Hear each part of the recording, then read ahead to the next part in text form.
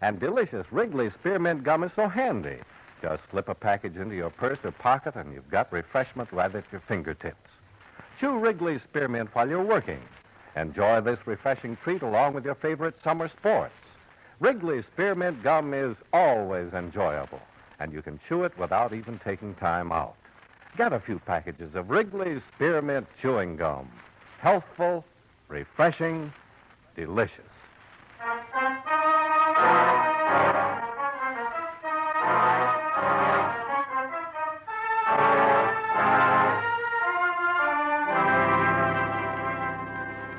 Expense account submitted by Special Investigator Johnny Dollar to Home Office, Columbia All Risk Insurance Company, Hartford, Connecticut. The following is an accounting of expenditures during my investigation of the Shayne bombing matter. Expense account item 1, $14.75. Train fare and incidentals between Hartford and New York City, after I received from you the necessary information concerning the late David Shayne.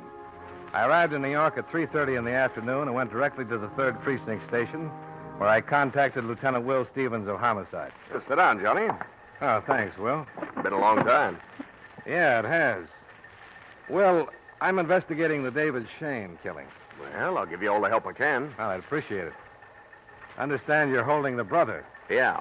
We talked to Mrs. Shayne. She told us Charles sent the box. Says she heard David say so before he opened it. Brothers weren't living together? No, Charles Shayne's been in California. He arrived here by plane this morning. We picked him up. What does he say about it? He swears he didn't do it. What do you think? Well, I don't know. As near as we can find out, the brothers were very close. Oh, so were Cain and Abel. Yeah. But there doesn't seem to be any motive in this case. At least we can't find any.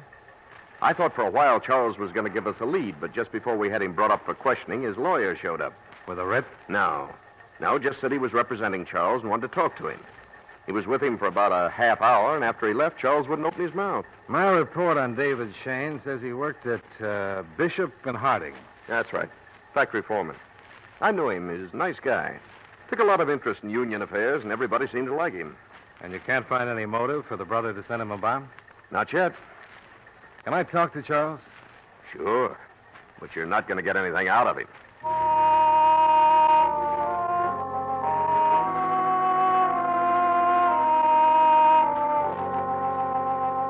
Stevens put in a call and made arrangements for me to interview Charles Shayne. Expense account item 2, $1.35. Cab fare to the city jail, where I was taken in to see Charles Shayne in his cell. Mr. Shayne? Yeah? Mind if I sit down? No.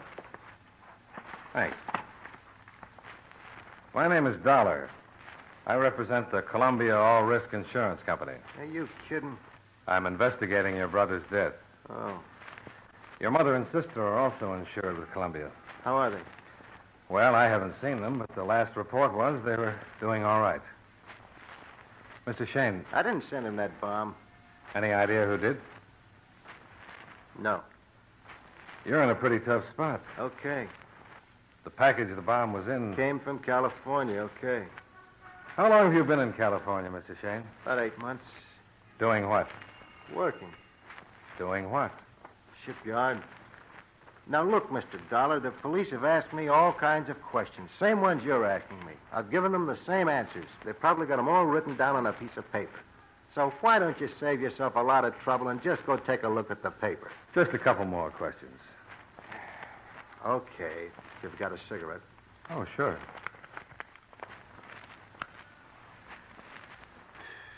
If you had a job in California, why did you come back to New York? Because I quit my job. Why? Because I didn't like it. Now, you've had your couple of questions, Mr. Dollar. Okay. You didn't send the bomb? No, I didn't send a bomb. Now, will you lay off, please? Okay. Guard. I'm going to see your mother and sister. Any message? No. I can't help wondering What? how your brother knew the package was from you. Goodbye, Mr. Dollar. Kind of foolish for a guy to send someone a bomb and a package that could be so easily identified. I said goodbye, Mr. Dollar. And thanks for the cigarette. Sure.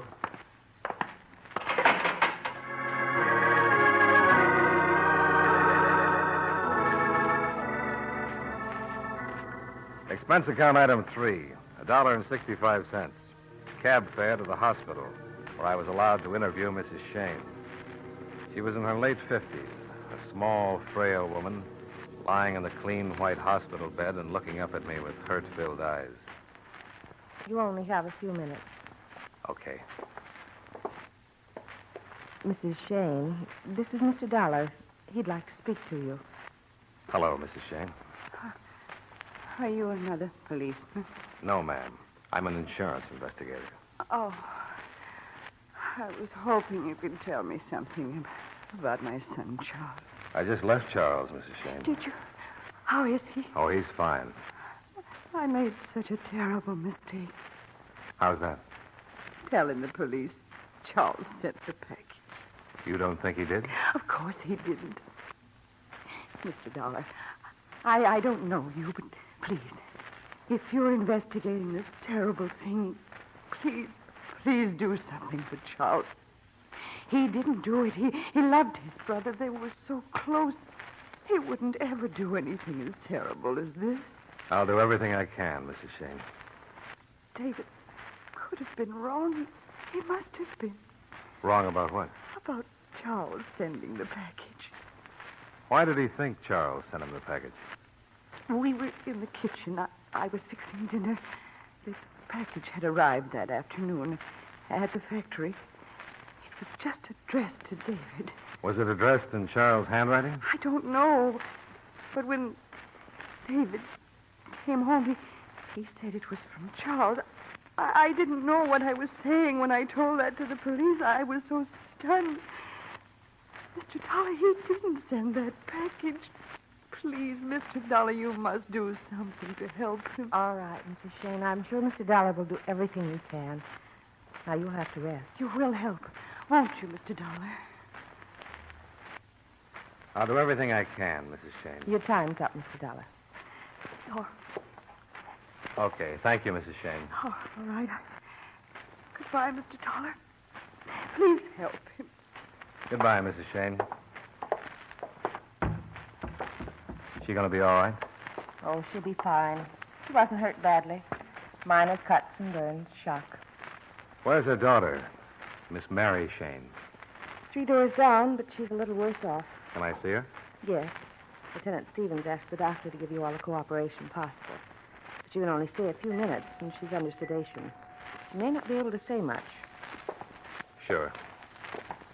Only a few minutes.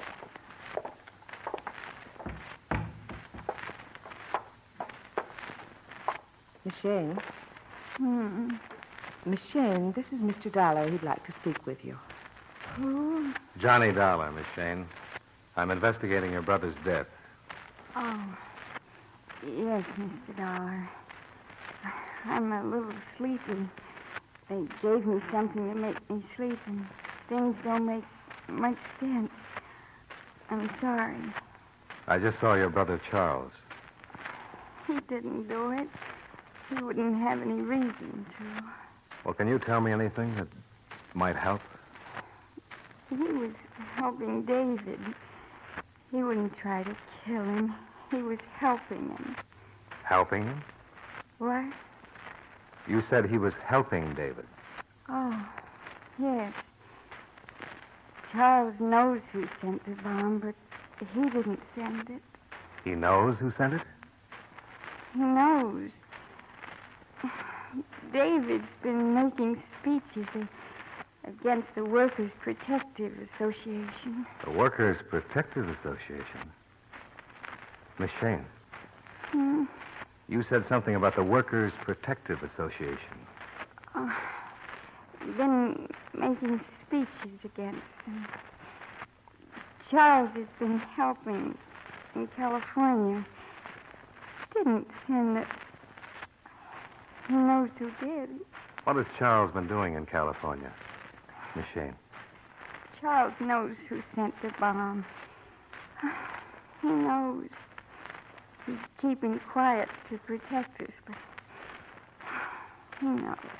Miss Shayne, Did David tell anyone Charles was helping him in California? Tell anyone? There was a man named Wagner who called all the time. Wagner? Yes, Wagner. Called all the time. Did he work at the factory? No, I think he was a lawyer. A lawyer? Yes. I can't think. Please, Mr. Dollar. Just one more question, nurse. It's very important. Miss Shayne, did David tell anyone at the factory that Charles was working with him in California? At the factory? Yes. Did he tell anyone about Charles in California? Yes. Yes, I think so. Mr. Dollar, I'll have to call the doctor. Look, this may mean a man's life.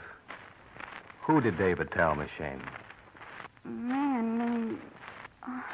wish I could get things straight. Who did he tell at the factory? Pryor. Sometimes after work, Mom used to fix dinner for him and David. Pryor? Yes. Pryor. Ralph Pryor was a close friend of David's. David. Oh, David. Now, please, Mr. Dollar. Okay.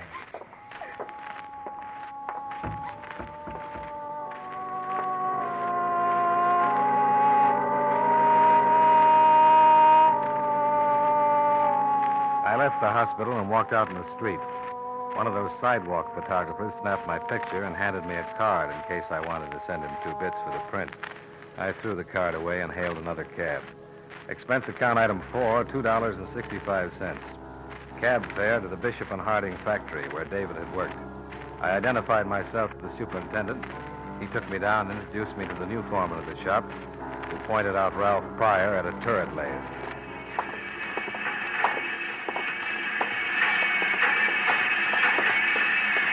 Mr. Pryor.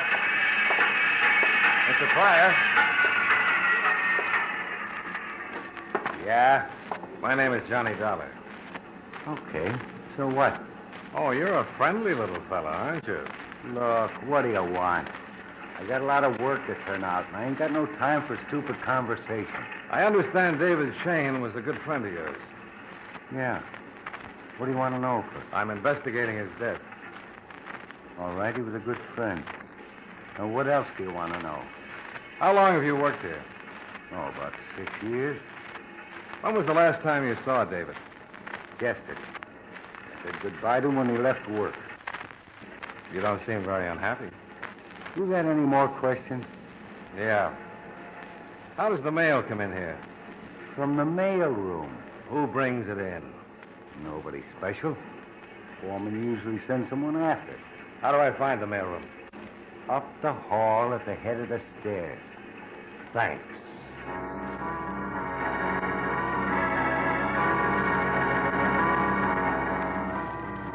I went up and talked to the mailroom clerk, and he was a little more help. There had been a package for David. He remembered it because it was so heavy. He told me that he'd sent it down along with some other mail, but he couldn't remember who'd picked it up. I was starting to get a hunch, so I got to a phone and put in a call to Lieutenant Stevens. How you doing? Pretty fair. You know, I don't think the brothers sent the bomb. I don't either. The lab says the bomb was dynamite, highest grade. I don't see how it could have come through the mails all the way from California without the caps blowing the whole thing up. Oh. Do me a favor. If I can. Pick up a Ralph Pryor. Works at the factory. Any charge? Just pick him up for questioning. He was supposed to be one of David Shayne's closest friends. Pick him up and hold him as long as you can. You, got something? Maybe.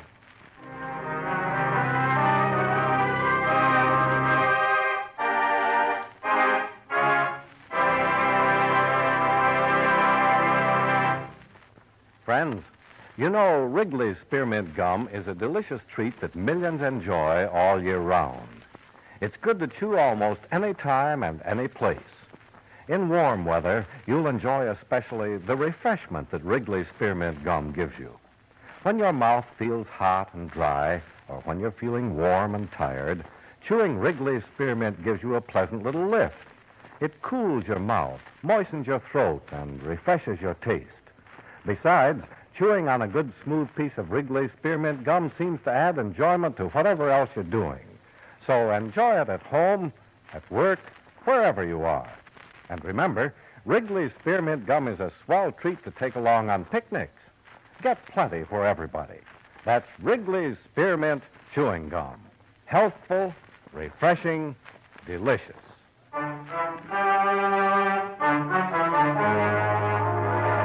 And now, with our star, John Lund, we bring you the second act of Yours Truly, Johnny Dollar.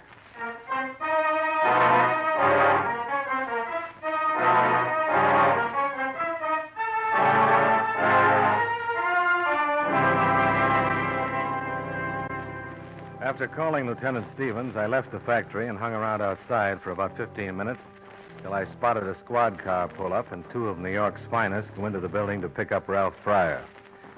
Expense account item 5, $2.75. Cab fare from the Bishop and Harding factory to the 3rd Precinct Police Station. The boys just brought Pryor in. I got him downstairs. Would you mind letting me in on this? Well, it's a long shot. I found out what Charles Shayne was doing in California.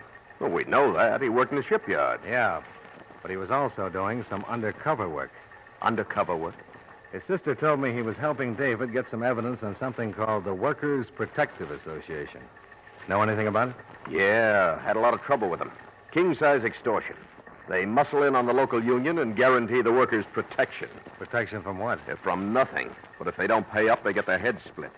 We've even had a couple of killings, but we've never been able to pin them on anyone. The FBI's been working on it for over a year. They're operating all over the country. I'll bet my expense account that they sent the bomb. Well, you think Pryor's mixed up in it? Well, the sister told me Pryor knew what Charles was doing in California. David told him.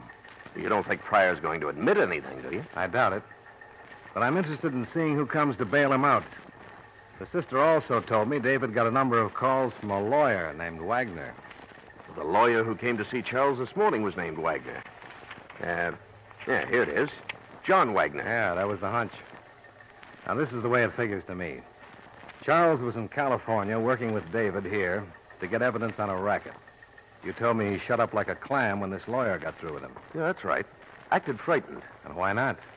If Wagner's mixed up in the racket, he simply tells Charles if he opens his mouth, the Shayne family will get another bomb. Or get in the way of a truck or something. Oh, you gotta have more than that. Look, I admit it. I'm only guessing. Now, Pryor knew what Charles was doing in California. If he's in the association, he tells them, and they get set to kill off David and at the same time frame the brother for the killing.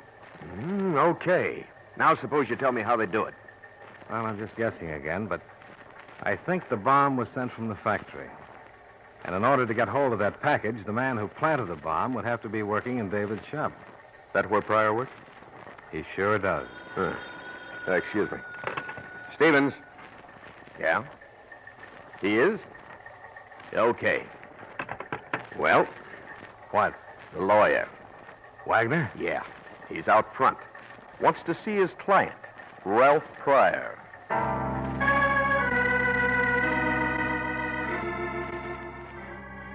I left Stevens and went out front where I spotted the lawyer, Wagner.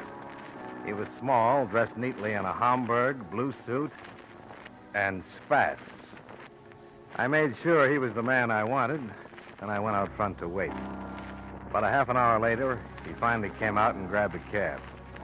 Expense account item 6, $3.25. One more cab to tail Wagner. He led me to a waterfront dive on Canal Street. I watched him go in, then I followed.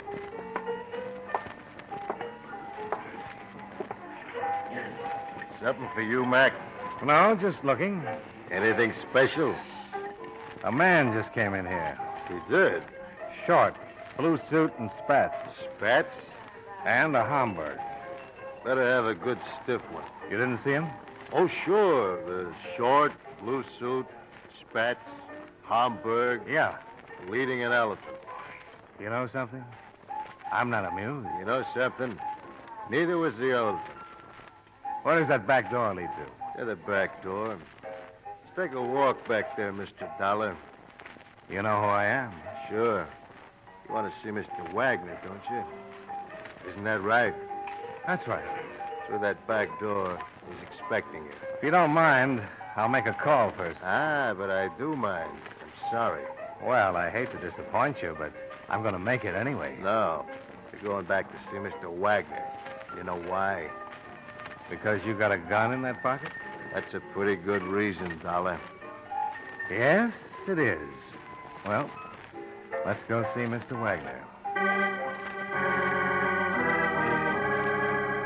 The man with a gun in his coat pocket showed me the way to the back door. We went through into a hall that led to some stairs that led to another door. Behind the second door was an office, and behind the desk was the lawyer, John Wagner. Come in, Mr. Dollar. Come in. Have a chair. No, thanks. Didn't you hear what he said? Sit down. Now, Mr. Dollar, you realize, of course, that you're in pretty serious trouble. Is that right? Oh, yes, indeed. How do you know who I am? From your photograph. You had to be a policeman, a private detective, some sort of an investigator. Turned out you're a freelance insurance investigator working for Columbia All Risk. You learned that from my photograph? We have a very efficient organization. When we heard you had visited the Shaynes in the hospital, we had your picture taken. The sidewalk photographer. You have a good memory. We turned the photo over to the qualified members of the organization, and they in turn gave us a very thorough report. And now what? It's obvious, isn't it? Al here will take you out to the car and drive you 5 or 10 miles down the river. You mind clearing up a few points first? If they're not too time-consuming, I have an appointment. Pryor put the bomb in the package. Yes? He knew the package was coming and intercepted it before David got it, removed the contents, loaded in the bomb, and gave it to Dave. Absolutely correct, Mr. Dollar. Weren't you worried he might open it in the factory? We knew he wouldn't open it until he got home. You see, he believed there was important information concerning my organization in the package. From his brother? Of course. Pryor notified us what his brother was doing, and our people in California, in turn, notified us when to expect the package. Simple? Charming. Nothing like a delightful explosion. I'm sorry the women were present. Oh, sure. You cried yourself to sleep. I'm afraid you have to be going, Mr. Dollar. Al. Come on, Mr. Dollar. I'm sorry we couldn't talk further, but if you understand. Oh, don't think anything of it. And I'm sure you won't. Out the way you came in. Wait a minute. Hold it. That's trouble out front. Probably just the police. They didn't know you were coming. You didn't call. If you got Pryor released and told him to meet you here, I'm afraid Lieutenant Stevens is right behind him. Get him out of here, fast. You heard him. Move. Al gave me a shove through the door. We turned and headed for the back. Just then, Lieutenant Stevens and 2 uniformed cops came in the hall with Ralph Pryor in front of them. Al took his gun out of my back and turned to face the trouble. Drop it! Look out!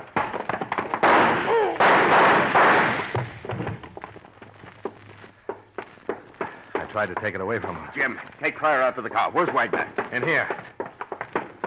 The window. There he goes. Wagner, stop! No, don't shoot. I can catch him. I'd love it.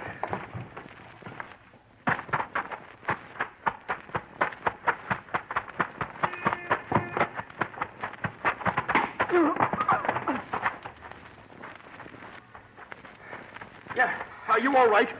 Just skinned my knee. But Wagner's out cold. Oh, you idiot. Why? He might have had a gun. Huh? He could have turned around and blown your head off.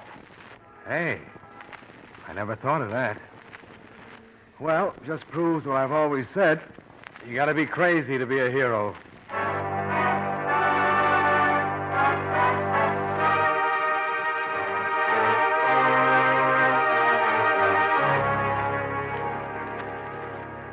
The whole thing tied together something like this. Wagner was the head of the Workers' Protective Association. Pryor was one of the boys. When David Shayne told Pryor his brother was in California collecting evidence that would stop the organization, Pryor reported to Wagner and Wagner ordered him to intercept the evidence Charles was sending from California and get rid of David. Wagner sprung Pryor, as we thought he would, and Stevens trailed him to Wagner just in time to save my hide.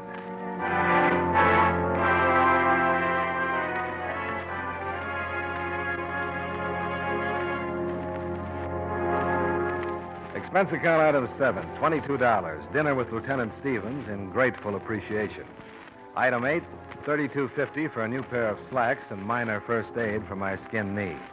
Expense account items 9 and 10, $42.80. Hotel bill, train fare, and incidentals back to Hartford the next day. Expense account total, $123.70. Yours truly, Johnny Dollar.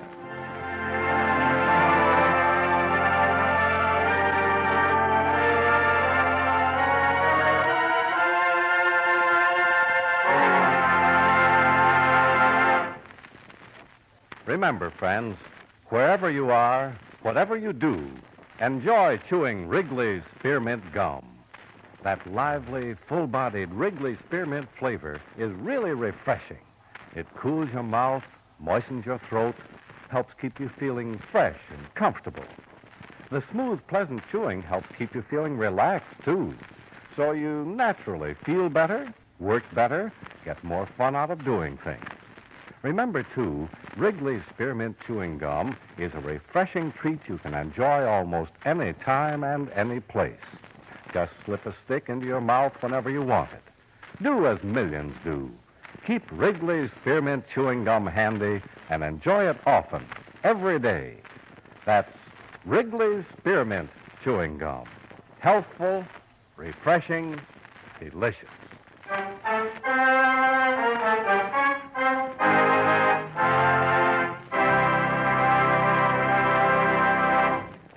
Yours truly, Johnny Dollar, brought to you by Wrigley's Spearmint Chewing Gum, stars John Lund in the title role and was written by Blake Edwards with music by Eddie Dunstetter. Featured in tonight's cast were Junius Matthews, Frank Nelson, Clayton Post, Virginia Gregg, Mary Lansing, Sammy Hill, and Jim Nusser. Yours truly, Johnny Dollar, is produced and directed by Jaime Del Valle.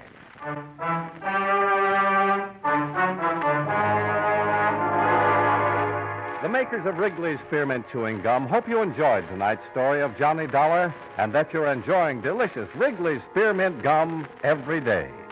This is Charles Lyon, inviting you to join us again next week at the same time when from Hollywood, John Lund returns as yours truly, Johnny Dollar.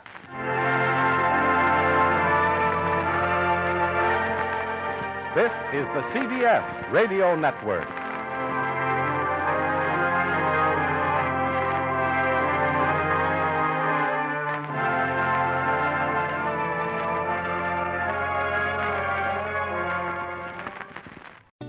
Well, shopping for a car? Yep, Carvana made financing a car as smooth as can be. Oh, yeah? I got pre-qualified instantly and had real terms personalized just for me.